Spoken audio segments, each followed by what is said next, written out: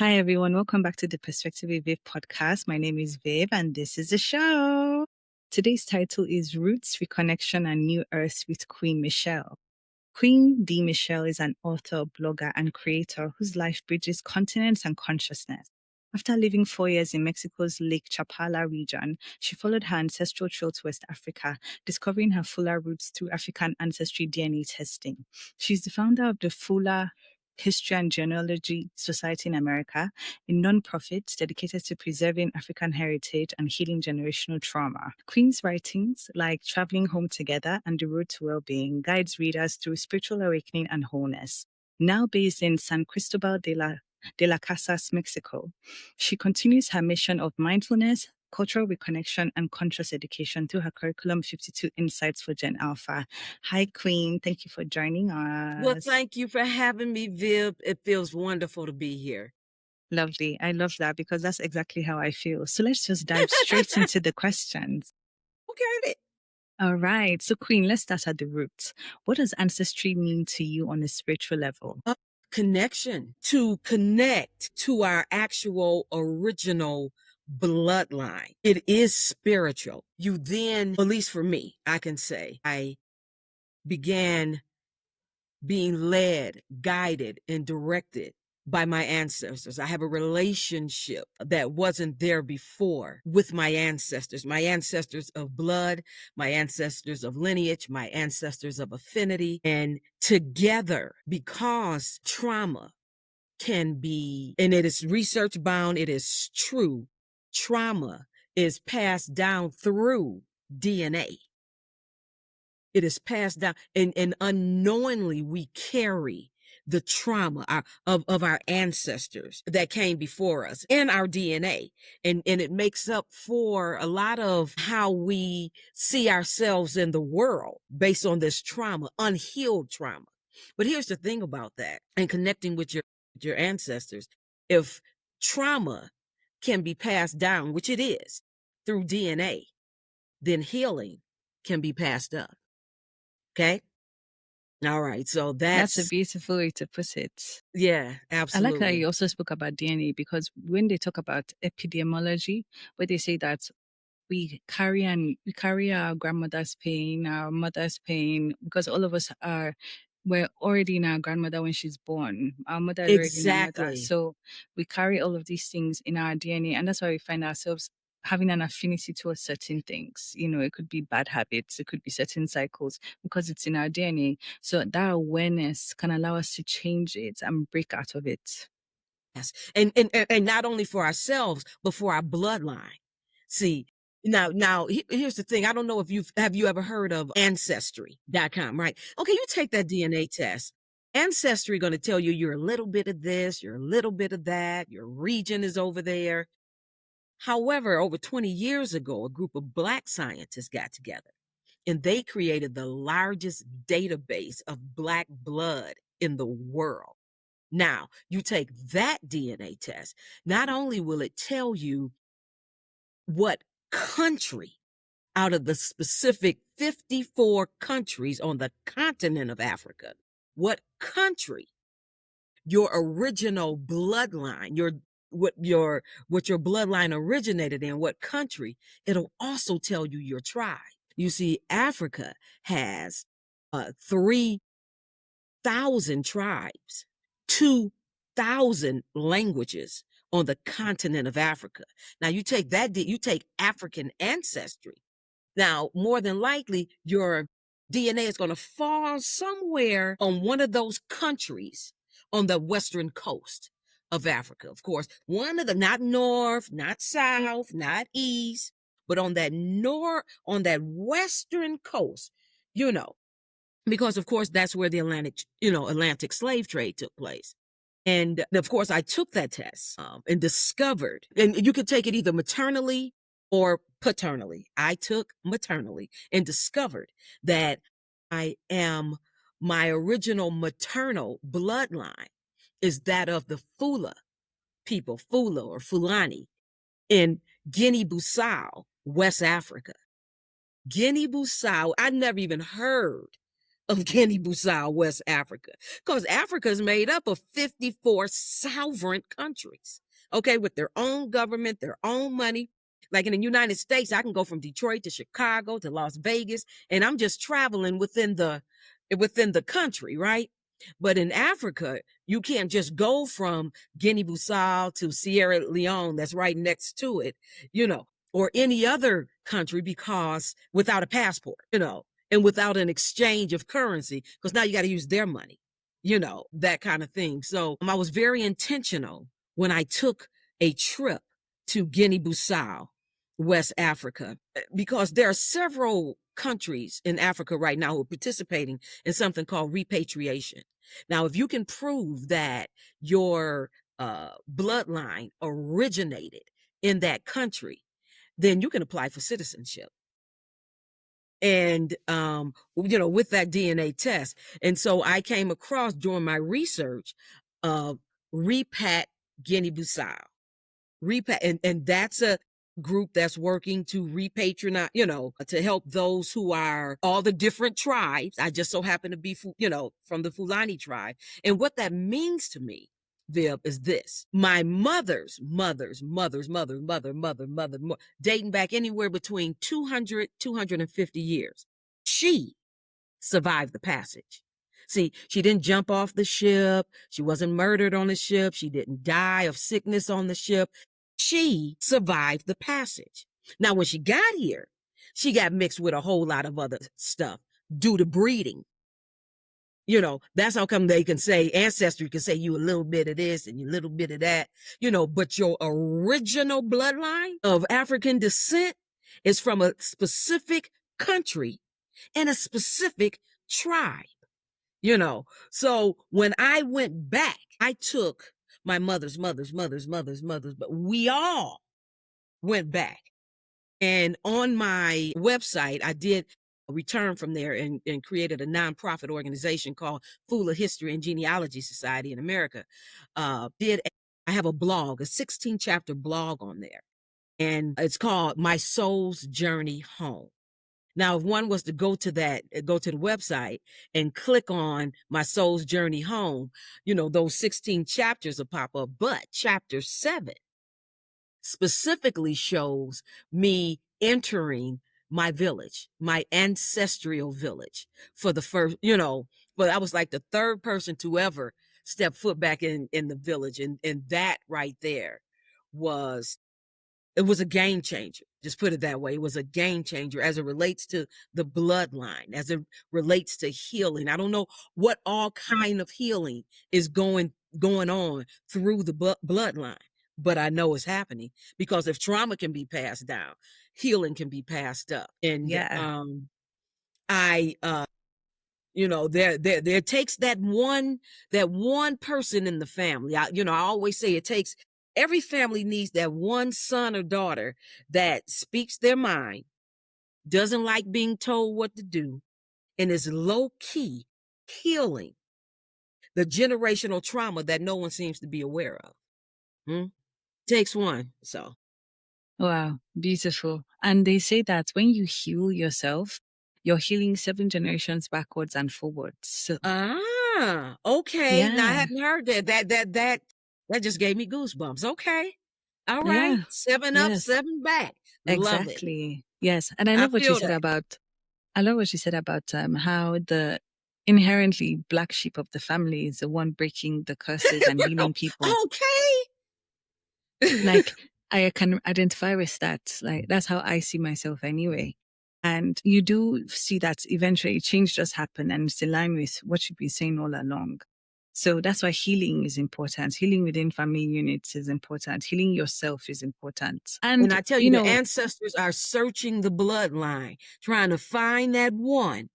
Who is it? It could be yes. her. It could be him. Yeah. Yeah. Do you have an ancestral practice? I do. I practice African spirituality. I'm a hoodoo practitioner, and I Nice. practice ancestral divination daily. I'm the altar is up. I'm in communication with them. I am feeding them, blessing them, giving them offerings, and they in return, the love, support, how they lead me, guide me, protect me. It's uh yeah, yeah. And I'm in there, there's girl. something I'm in there. Okay. I can tell. I love that because that's what I love to talk about on the podcast.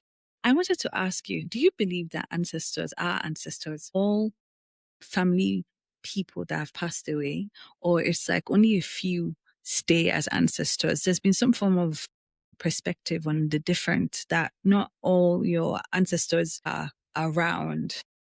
But what do you believe? You know what? And here's the thing: there are ancestors, and when I approach them, and I'm welcoming them in. I call on my ancestors of blood. I call on my ancestors of lineage. I call on my ancestors of affinity. Like, take for instance Dr. Maya Angelou. She sits on my altar because she is an ancestor of affinity. She and I both are in education. We are both writers. We are both, it's those gifts that we had, and I connect with her and resonate with her in that way. There's a gentleman from Guinea-Bissau, West Africa. He's beloved there, Emil Cabral. He brought a lot of transition and change, and he was killed before he was able to see it come to fruition. But he is loved, and he sits on my altar. As well. There are aunts, uncles, friends, and those who are affinity. So yeah, because they all have, remember that bloodline is that of your mother's mother's mother's mother's, and then it branches off in all kinds of directions, you know, due to breeding. So a lot of our people will think, well, my people from that, when they trace their roots to down south, or they trace their roots to a Indian, tribe. They think that's it.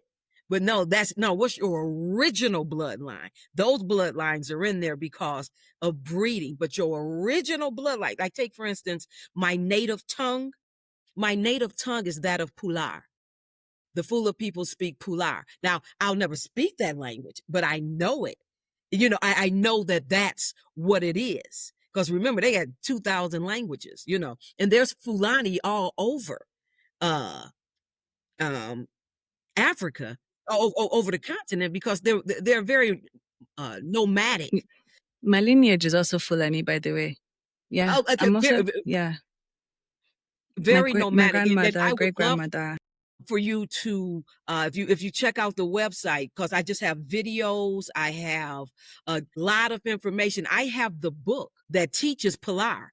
I have videos on there. I mean, you want to go a little bit deeper, just know a little bit more about your Fulani background, cousin, then definitely check out that. Yeah, yeah, I love Definitely check that. that out. Yeah.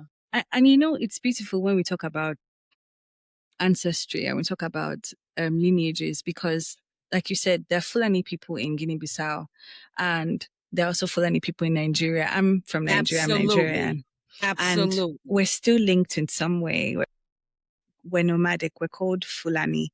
We may not have the same languages, but we do have the same practices, which is Yes. beautiful. And it's just Yes. imbibed. We may not know, like, for example, okay, this may just be aesthetic, but Fulani people, the women tend to like wear a lot of jewelry, bangles, Mm. earrings. It's a thing. You would call Fulani people, for me, I see the Fulani people like the Romani people, the nomads, the Yes. ones that are in Yes. tune with the land in a way that people aren't really. You know what I'm saying? Fulani people Absolutely. love And to very do spiritual. herding. Very Thank you. Very spiritual. I mean, connected. they are Exactly. strong in their beliefs, Yes. as it relates to spirituality. Yeah.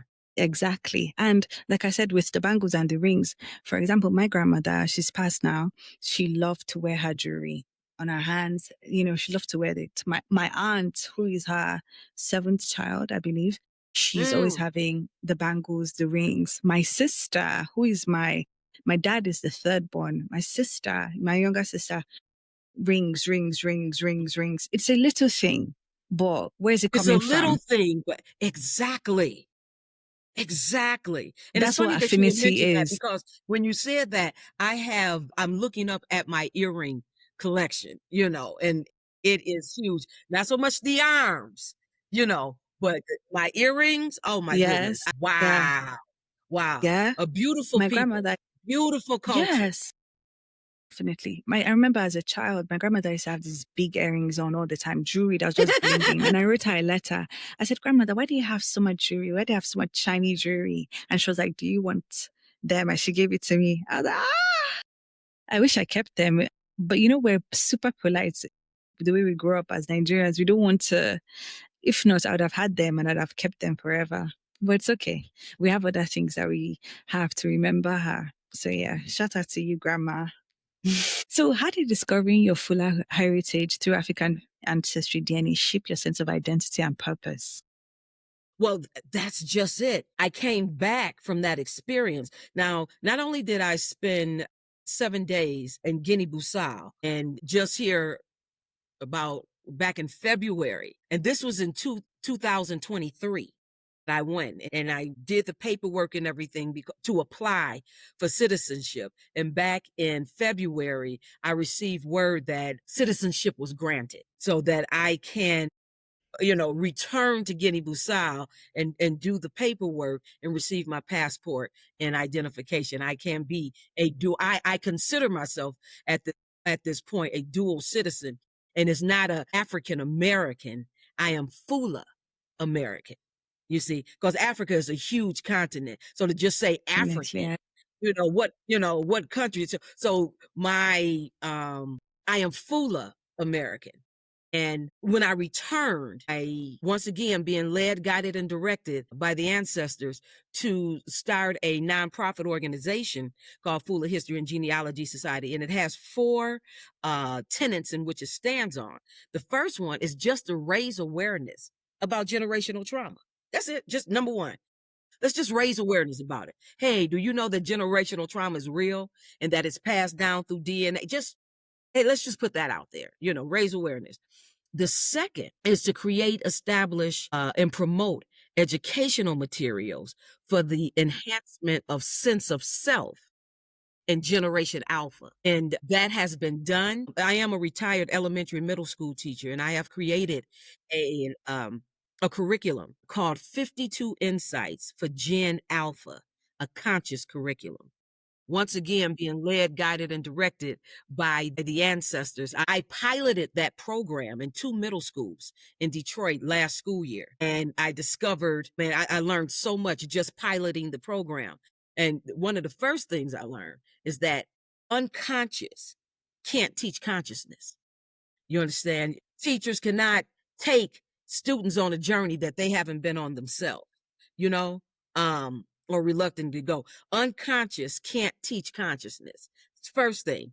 And then the second thing, and this reason why I'm in school right now, I'm taking a course. It's a 12-week course out of San Diego University that is teaching me how to integrate AI into the curriculum to make it marketable and consumable for its target audience. So at the start of the year, I'm anticipating tech companies bidding for this conscious curriculum, an insane amount of money, in which I will then be able to return to Guinea-Bissau. I can't even return right now. I am still paying on the loan that I took out to go to Africa in the first place.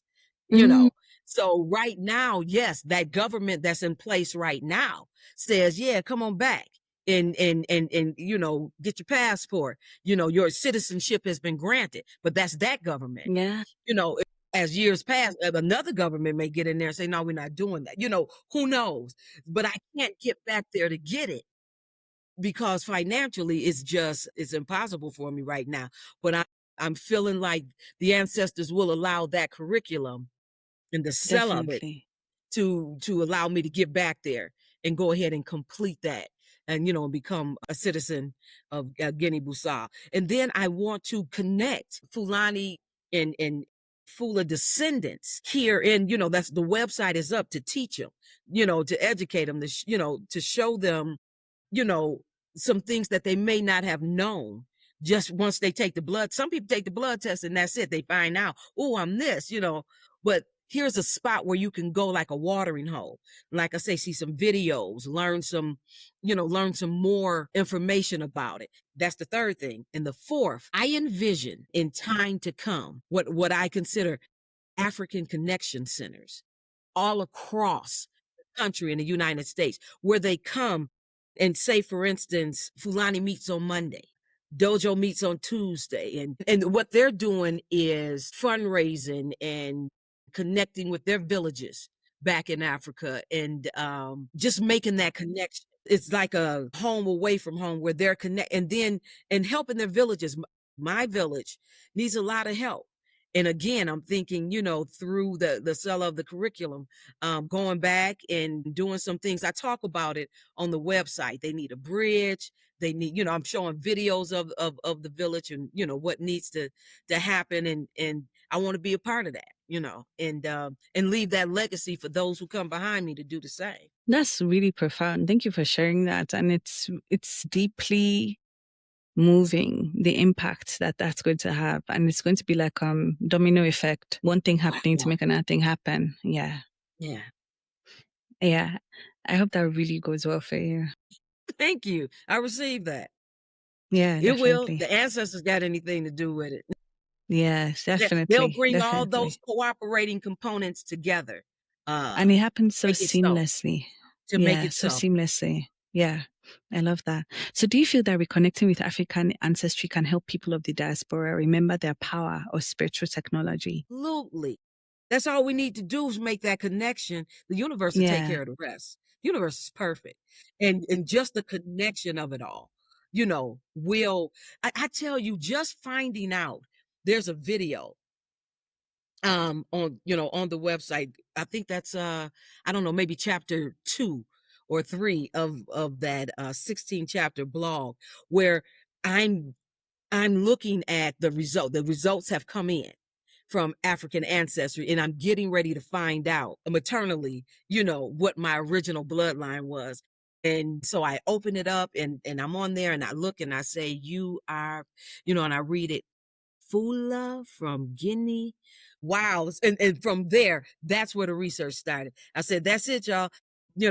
Maternally, I am Fula from Guinea-Bissau, West Africa. And then that let my nieces, and those of the maternal bloodline know, hey, this information right here is for you too, and you have some who look at that and connect with it. And then you have, other ones who are, their history only goes back to down south, but that's okay.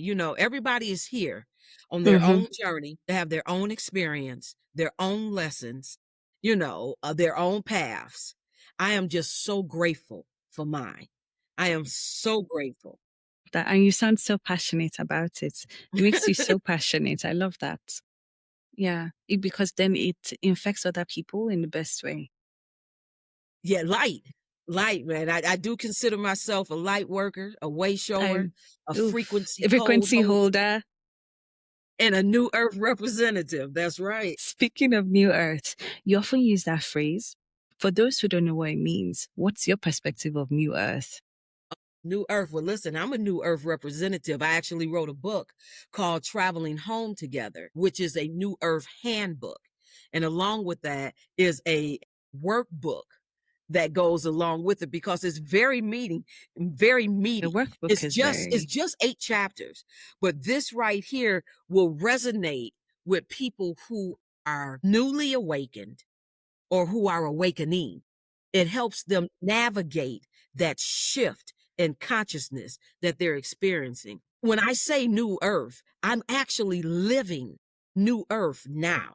And that's what it's all about, is living new earth now. It's not a place you go, because I live in Mexico, right?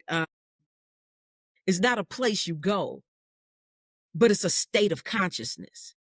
It's a state of mind. And in order to resonate or reside or take up residence, live in that state of consciousness, there's a particular bandwidth, there's a frequency, that one must maintain in order to hold residence. You have to hold that residence in New Earth, that state of mind, that state of consciousness. You have to hold residence there through a frequency because we're all energy. Most people reside or resonate in D, a third dimensional, and that is they are led by their egos. That's the ego driven state. Now, the ego, it has a general purpose. Our egos, it has a general purpose, but it's not the general. And in order to put ego in its place, put it in the back seat, and then let your soul self live your life from within out. Let your soul self lead, guide, and direct. And that means your hearing, go there, turn right, turn left, call him, talk to her, be quiet, speak up. You know, that's you living your life from within out. And you're being led by your soul self. The ego got its place. The ego has three purposes.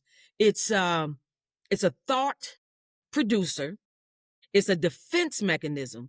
You know, that whole fight or flight situation, we need that, you know, and it's a thought processor. But you can do all that from the backseat. Soul self already knows, you know, and if you're being led by the soul that knows, your soul self, and the only way that you can connect with that soul, your soul self, is from within. You do that, then you're taught, you learn how to hold that frequency of the state of consciousness. Is that if you got a minute, maybe I can break it down. I got a real small paragraph that talks about ego. I might break it down a little bit better for you. There was one voice when you were first born into this world, into this realm. It had your undivided attention. As you grew in your humanness, a new voice was introduced through your senses. See, what you saw, heard, tasted, felt, smelled drew you more and more into the physical world. And you lost touch with that non-physical connection that your flesh now clothed. Okay, now clothed. You also lost touch with the essence of who you really are. As the world took over, and that still small voice became smaller. The new stronger voice that grew within and pretty much took over was that of your ego. Through programming and conditioning, the ego grew stronger and began running things internally. You attached and identified with the stories you were being told about yourself. Those attachments became your belief systems, which determined how you perceived yourself in the world around you. See, that's what we need to wake up from. But that awakening is just a remembering. It's just a remembering. Yes, I like that. Those perceptions have become the realities in which you have lived for many years. The true essence of you is just as present within as the ego. However, it can remain unheard. And those who are ego driven, it feels very normal. It feels normal to be ego driven. In other words, to have that ego in the front seat. I mean, it's hard to break out of that programming and that conditioning. It's extremely hard. But again, that's that one. That's that black sheep who speaks their mind. Don't like being told what to do, you know, and is low key healing that they're awakened, you know, or they're awakening. They have remembered, you know. So Yeah. Thank you so that's much New for Earth. reading that. Yes. That's New And Earth. let me share my perspective. I believe I totally agree with that concept of when you're first born, you have the voice of your soul. Because I remember Yes. when I was born and I was young, my goodness, I just knew, I always said that, oh, it was God speaking to me. But I remember the time at my age, maybe like 7, 8, where fear just came in. So I didn't trust that voice anymore. And that trust just left. Through work, you start to trust yourself a bit more and listen to yourself. And intuition is so sharp. It can just come like this, like that. And it's like, oh, wow, I caught that. Okay, let me act on it, you know? So yeah, I believe so strongly in listening to the voice of your soul over your ego, but it's difficult sometimes to distinguish the voice because it's not like the ego is Absolutely. all bad. Yeah, the ego is not all And bad. that's It's why about having that balance. when I talk about that, that's why a workbook had to go Yeah, along with this book, because there are exercises and practices. There's work to be done. If you want to maintain that, if you want your connection with your soul self and you want that sharpened intuition, that one that says, go there, talk to him, turn left, be quiet, yeah, stop, go. I mean, you want that connection, then it just doesn't come easy. You got to do the work. You got to do the work. And we did the work. We did the work, and we remembered. It was a remembering. That's what awakening is. Those who are yes, newly remembering, or who have remembered. And it is a shift in consciousness. It's a shift in paradigm. When you shift and put ego in the back seat and bring your soul self forward, and yes, then live, move, and have your beingness by definitely. living from within out. Mm. And then how do you assist people as a New Earth representative? It's no class. It's no through my writings. And then just the way I live my life, I'm more demonstrative of what New Earth looks like just by the way my light. I anchor light here, and those who are awakening, who are newly awakened, they'll resonate with that light. Those who are very clothed in and unconscious, if you will, asleep, they deflect that light. That light is that and that's okay, because again, we're all here on our own journeys, our own experiences, our own soul contracts that we're fulfilling. And so I just by living the way I'm living and anchoring the light that I'm anchoring. I'm sure some of your listeners, I know that some of your listeners, there's something that I said that resonated with them, that and something activated in them. And I'm here to plant seeds and water plants for New Earth. I'm here to just plant seeds and water plants, and something activated. Maybe a seed was planted today. Somebody else will come along and water it. You know, as they journey. I'm not keeping count of anything. I know that the universe is perfect, and all I do is just anchor my authentic light, and it takes care of itself. God in me, one of the things I love saying is God in me, expressed in form as me, is experiencing itself through me and is me. I love that. Speaking of anchoring light, and I love that you brought that up because New Earth is something that I've resonated with for a while. In fact, I resonated with it so much that I forgot about it because it just became a kind of like practice without necessarily labeling it. And I'll let you know what Mm-hmm. I mean. Mm-hmm. You spoke about Right. anchoring light. You spoke about anchoring light. And obviously, when you were born with light, some more brighter than others, we're not necessarily taught, which is why I'm going to ask you about the Gen Alpha curriculum in a bit, but we're not necessarily taught how to understand our light and then work with it. If anything, because we have light and people have these adverse reactions towards us, we decide to shrink and then water ourselves down. But obviously, through growth, through experiences, through realizations that look, dimming this light is like you're dimming your superpower, shine, and everything else will fall into place. It's like I've been teaching myself how to do that by just being me. And I tell you, just being you, not thinking about what you is, just being, you allow that light to just show itself. I've seen firsthand, I was just saying to myself today that your light solves your problems for you. Like it aligns things for you just by you being light. And just by you being grounded in that light, not being swayed by people outside, especially, come on, I work a 9 to 5 in my other life. Mm. It's like, what's the right word? You have to know how to hold on to that and not be swayed by the environments, not be swayed by the system, to That's still right. show up despite That's where right. you are, despite waking That's up right. at 6 in the morning and going to work. how is that light being? That light is not dependent on things outside of you because you are a generator on your own. You have a soul on the inside. So it's like I'm in control and I anchor this light. And as a result, everything around me is going to shift because of my light, just by Bam. being yourself. Absolutely, absolutely. And see, that's why I say I'm a frequency code holder.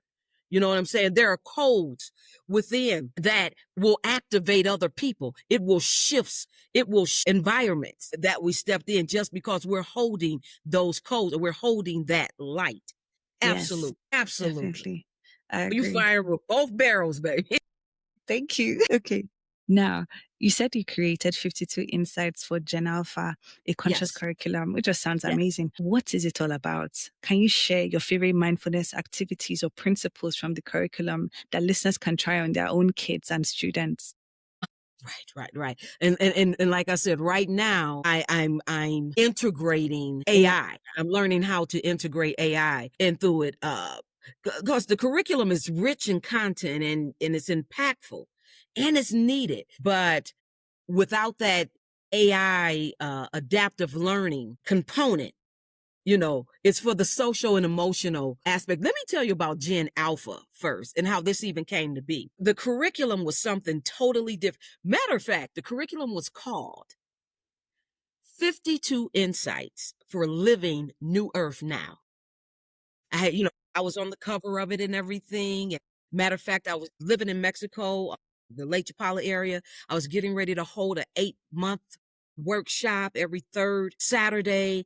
And I have caught all the gurus of Lakeside around and meditation and movement and art. And I had my books and the workshop was going to be called The Soul's Journey, and I was going to journey them through for 8 months, right? I gave a presentation, people signed up. I was getting ready to, just really go in, and then I got a call. I got a call. Uh, I'm born and raised in Detroit, and got a call.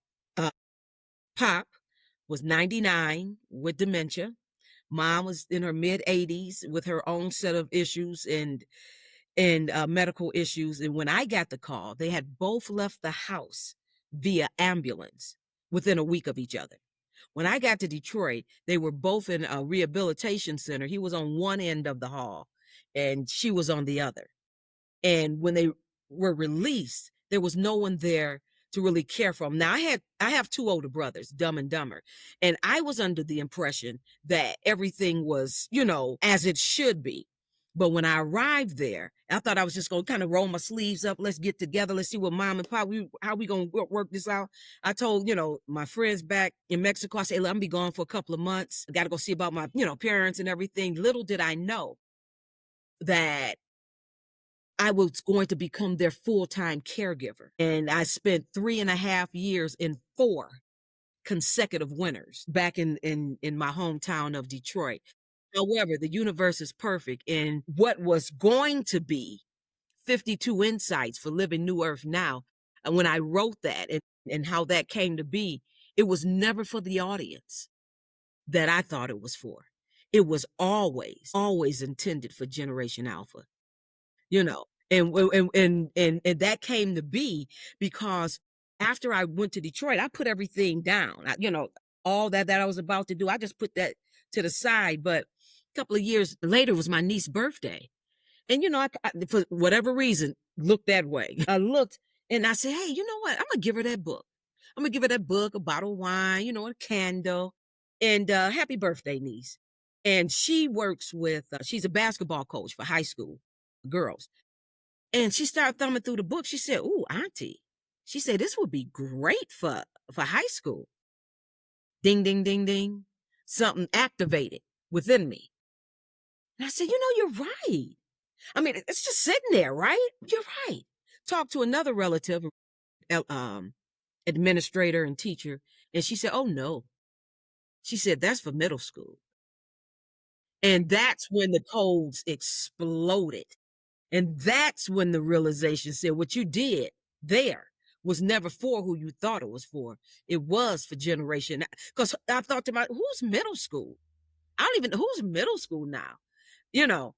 And I did that deep dive, and I discovered middle school was Generation Alpha. Let me tell you a little bit about Generation Alpha. Generation Alpha was born between 2010 and 2024. The oldest of that generation just turned 13 last year. They are the first generation to be born fully in the 21st century. That means that they have been clicking and swiping since infancy. They are the children of the millennials and some X's who got in there a little late. And they are responsible for the conscious evolution of humanity because we are consciously evolving.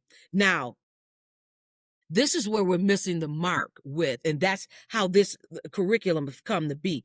Because they have been swiping and clicking since infancy, they are a different breed. They are a different breed of human, if you want to say. And they have only been taught externally. Back in the day, Sesame Street went off. Programs went off. Things went off. Yeah. This is 24/7. And I'm not knocking the millennials. I get it. I get it. I get when you put that tablet in their hand, you say, "Oh, I can get my paper. I can write that paper. Oh, I can get the dish. Oh, I can cook." Okay. And besides, you're still trying to keep up with the ever evolving technology yourself on your job.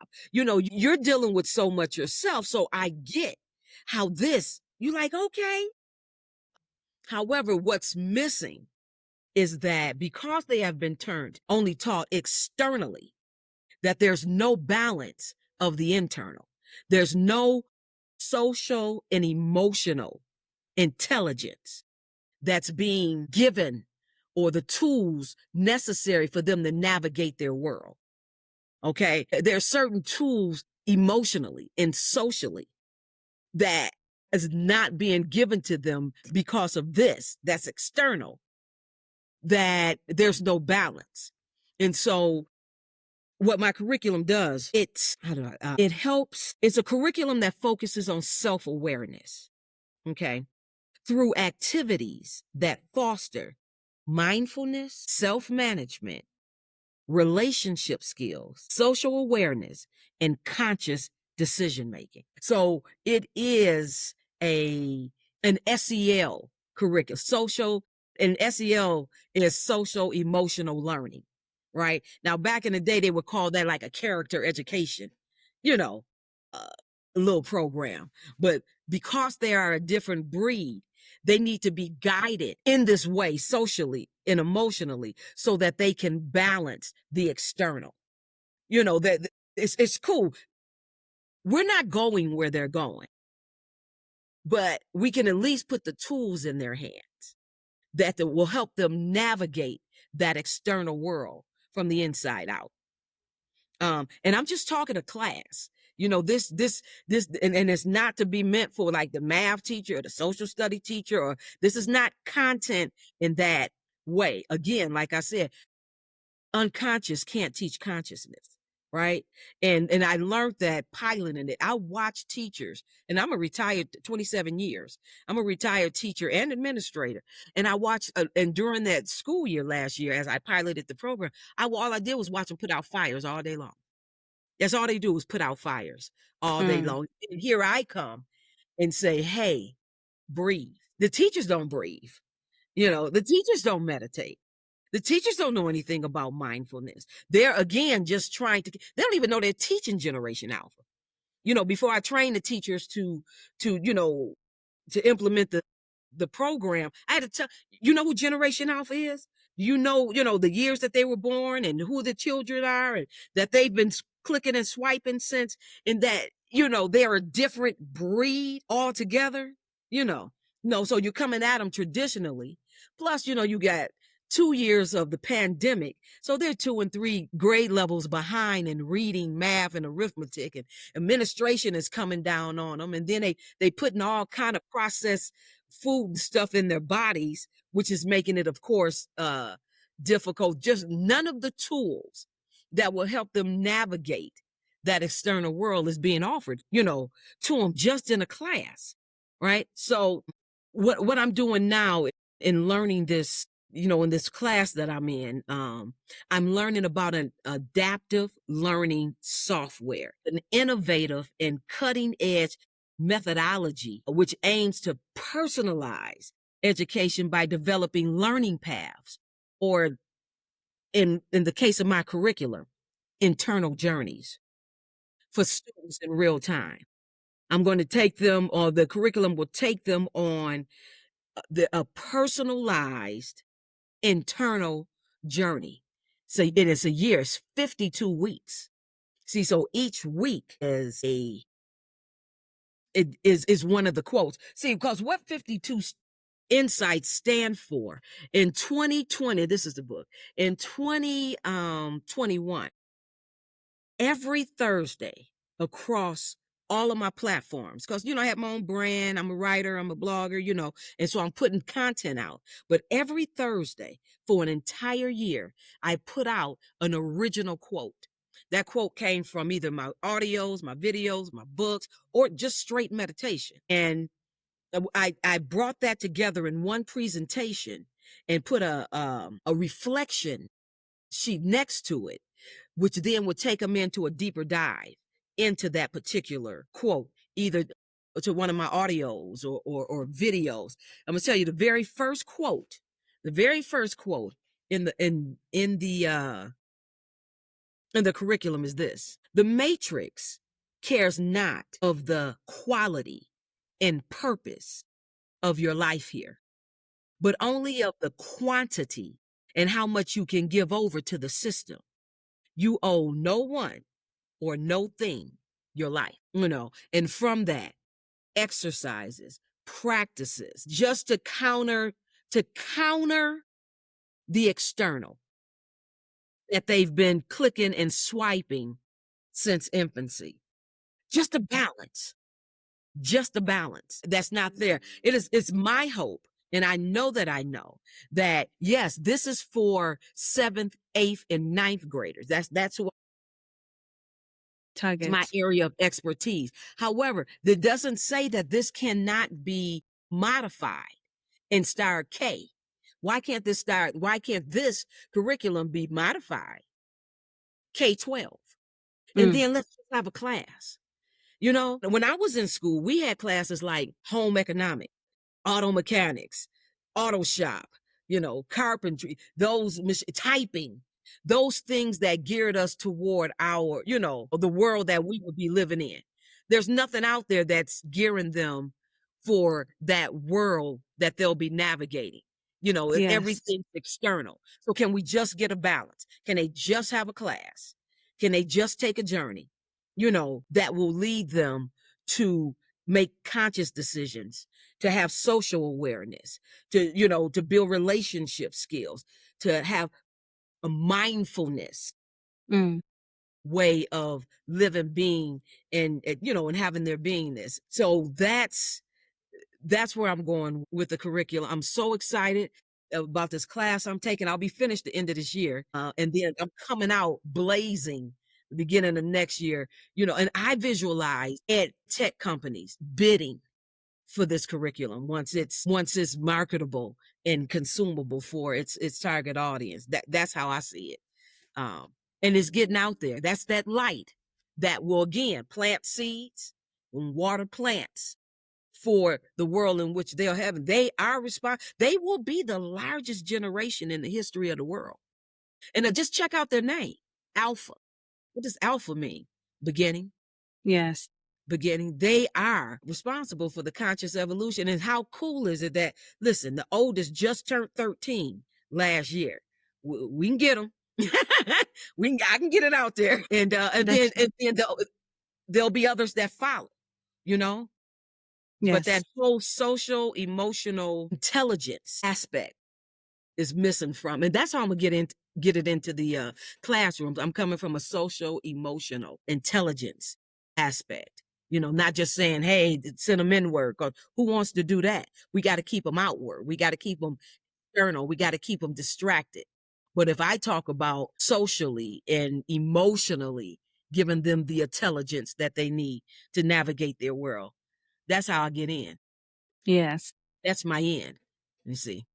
Yes. Thank you so much for breaking that down in depth. I think what is really good is that people like me have always spoken about how if we taught kids at school emotional management, self mastery, all those things, that the world would be a better place. So it's such an honor to have you here talking about this curriculum and how you're helping society. Because even as you were talking about it, I was like that, okay, but I would really love an adult workbook as well.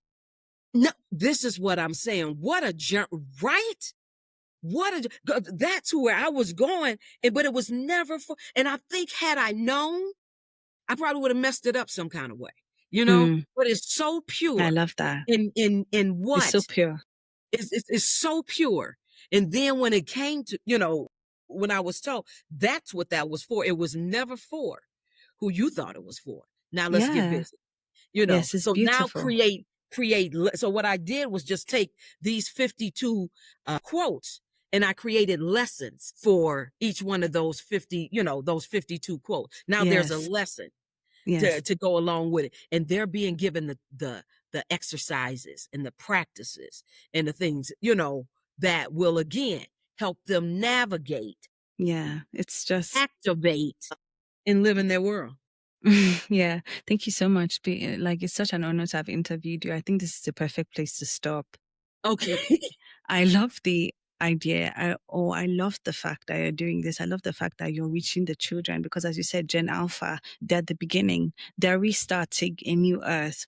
They're the ones that are going to Yes. go out into society and make it a better place. This is how you change the world, by impacting the children, by getting the children at the time when they're the most pure, shaping them. So when they grow into adults, they become adults that are pure and on the frequency of new earth, and they're ready to change the world. And then when they give birth to their own children, that's how the world will begin to cleanse. So thank you Hey, so much, because you're doing hey. such great work, not only with Gen Alpha's curriculum, but with the Fula and Genealogy Society in America. Because at the end of the day, ancestry is important. Yes. Revisiting our past is important. Yes. Reconnecting with who we were is important. The people that we knew, or that we know through DNA is important, because then we get pieces of our identity back and we reclaim aspects of ourselves. So thank you so much, Queen, for joining me on my podcast.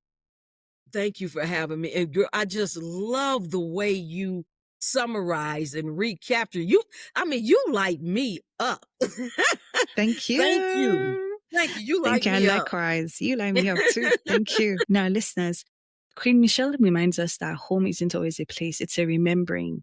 To explore her writings, her blog, My Soul's Journey Home, or to support the mission of the Fula History and Genealogy Society in America, visit fulaamerican.org. You'll find her books, insights, and reflections waiting there to guide your own journey home. Thank you so much for listening, and catch you next time. If you love this episode, hit me up on my socials, Perspective with Viv on Instagram and Twitter. Thank you so much, and bye. Bye, Queen.